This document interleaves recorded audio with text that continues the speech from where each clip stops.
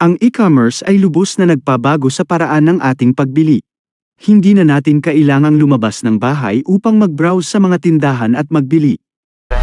Wake up, today's gonna be a good day.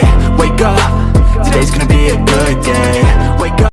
Sa ilang mga click lamang, maaari nating magkaroon ng halos anumang gusto natin na idini-deliver direktang sa ating pintuan. Ang kagandahan ng e-commerce ay hindi maaaring itanggi. Ito ay nagbibigay sa atin ng pagkakataon na mamili anumang oras ng araw o gabi, mula saan mang sulok ng mundo.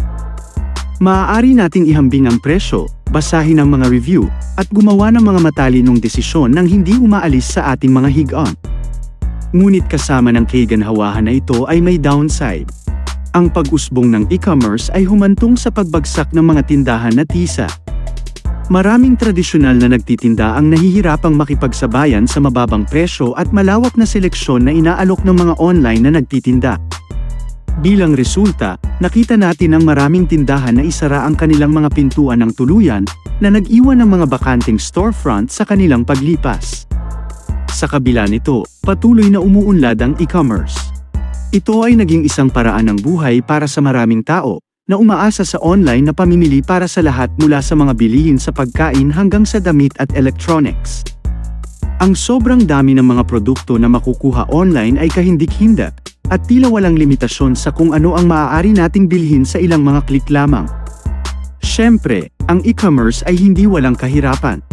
Ang mga banta sa cybersecurity ay patuloy na alalahanin, habang ang mga hacker ay laging naghahanap ng mga paraan upang magnakaw ng ating personal na impormasyon at financial data.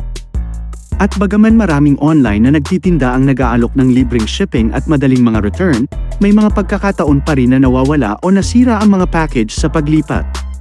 Sa kabuuan, binago ng e-commerce ang paraan ng ating pagbili sa mga paraang hindi natin may kakaila. Ginawa nito ang pagbili mas comfortable kaysa kailanman, ngunit ito rin ay nagdulot ng mga hamon na kinakailangan nating lampasan habang patuloy nating niyayakap ang bagong paraang ito ng pagbili.